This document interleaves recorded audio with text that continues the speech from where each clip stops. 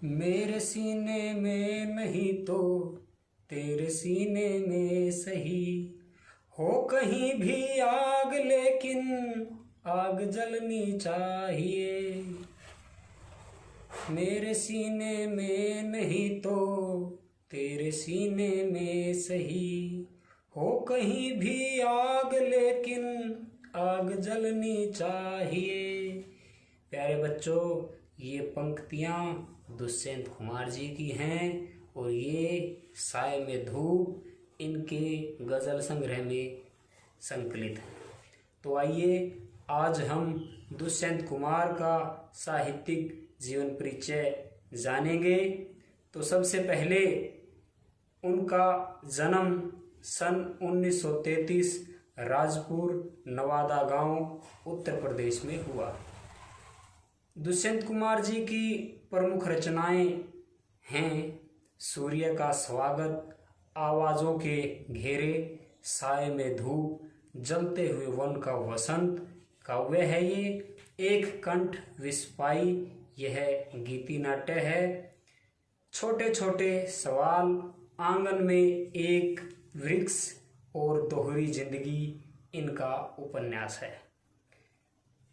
दुष्यंत कुमार जी की सन 1975 में मृत्यु हो गई। दुष्यंत कुमार का साहित्यिक जीवन इलाहाबाद में आरंभ हुआ। वहाँ की साहित्यिक संस्था परिमल की गोष्ठियों में वे सक्रिय रूप से भाग लेते रहे और नए पत्ते जैसे महत्वपूर्ण पत्र के साथ भी जुड़े रहे। आजीविका के लिए आकाशवाणी और बाद में मध्य प्रदेश के राजभाषा विभाग में काम किया। अल्पायु में ही उनका देहावसान हो गया, किंतु इस छोटे जीवन की साहित्यिक उपलब्धियां कुछ छोटी नहीं हैं। गज़ल की विधा या रीति या ढंग को हिंदी में प्रतिष्ठित करने का श्रेय अकेले दुष्यंत को ही जाता है। उनके कई शेर साहित्यिक एवं राजनीतिक जमावड़ों में लोकोक्तियों की तरह दोहराए जाते हैं। साहित्यिक गुणवत्ता से समझौता न करते हुए भी दुष्यंत ने लोकप्रियता के नए प्रतिमान कायम किए हैं। एक कंठ विस्पाई शीर्षक गीति नाट्य हिंदी साहित्य की एक महत्वपूर्ण एवं प्रशंसित कृति है। यहाँ दुष्यंत की जो गज़ल दी गई है वह उनके गज़ल संग्रह साय में धूप से ली गई है। गज़लों में शीर्षक देने का कोई चलन नहीं है, इसीलिए यहाँ कोई शीर्षक नहीं दिया जा रहा है। गज़ल एक ऐसी विधा है, एक ऐसा ढंग है जिसमें सभी शेर अपने आप में मुकम्मिल अर्थात संपूर्ण और स्वतंत्र होते हैं। उन्हें किसी कर्म व्यवस्था के तहत पढ़े जाने की आवश्यकता नहीं रहती। इसके बावजूद दो चीज़ें ऐसी हैं जो इन शेरों को आपस में गूंथकर एक रचना की शक्ल देती हैं। एक रूप के स्तर पर तुक का निर्वाह और दो अंतर्वस्तु के स्तर पर मिजाज का निर्वाह। जैसा कि आप देखेंगे, यहाँ पहले शेर की दोनों पंक्तियों का तुक मिलता है और उसके बाद सभी शेरों की दूसरी पंक्ति में एक तुक का निर्वाह होता है।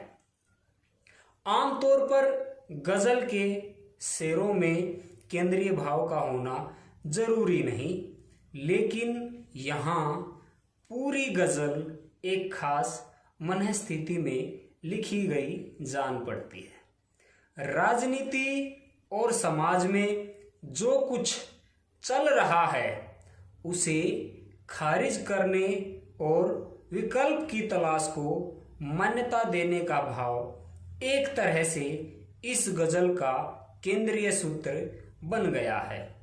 इस प्रकार दुष्यंत की यह गजल हिंदी गजल का सुंदर नमूना पेश करती है। आइए अब हम दुष्यंत कुमार जी की गजल को पढ़ते हैं।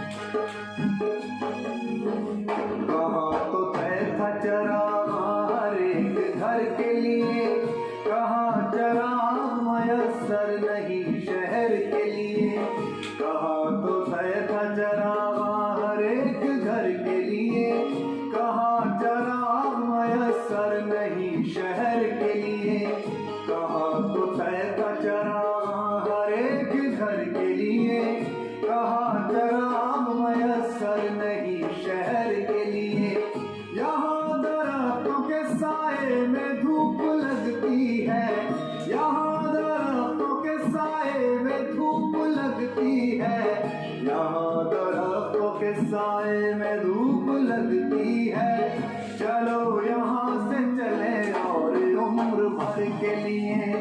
कहाँ तो पैसा चरागा हर एक घर के लिए, कहाँ चरा मयसर नहीं शहर के लिए।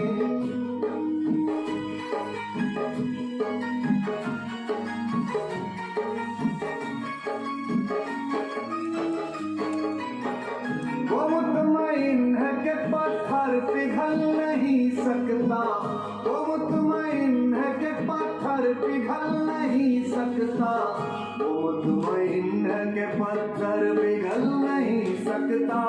मैं बेकरार हूँ आवाज़ में असर के लिए, कहाँ तो पैसा चरागा हर एक घर के लिए, कहाँ चरा मयसर नहीं शहर के लिए।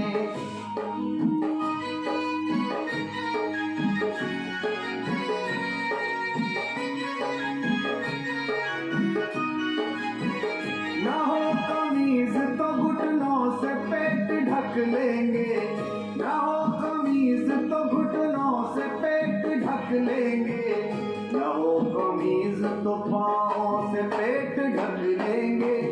ये लोग कितने मुनासिब है इस सफर के लिए, कहाँ तो बहता चरागा हर एक घर के लिए, कहाँ चरा मयसर नहीं शहर के लिए।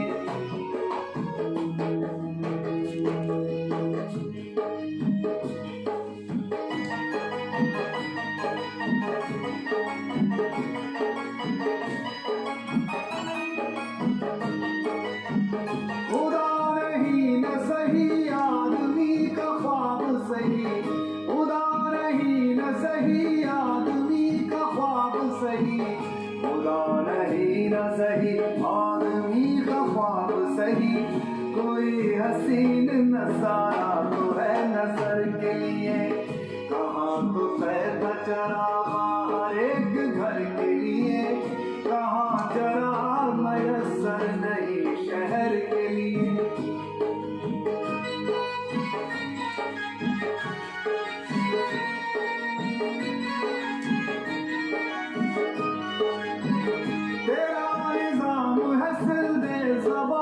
शायर की तेरा निजाम है सिलदे ज़बान शायर की, तेरा निजाम है सिलदे ज़बान शायर की। ये एहतियात जरूरी है इस बहर के लिए, कहाँ तो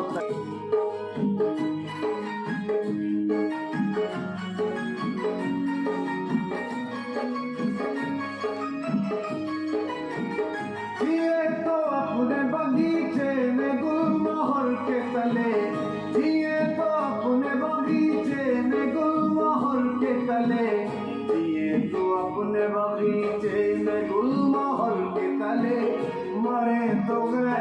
गलियों में गुलमोहर के लिए, कहाँ तो तय था चरागा हर एक घर के लिए, कहाँ चराग मयसर नहीं शहर के लिए, कहाँ तो तय था चरागा हर एक घर के लिए, कहाँ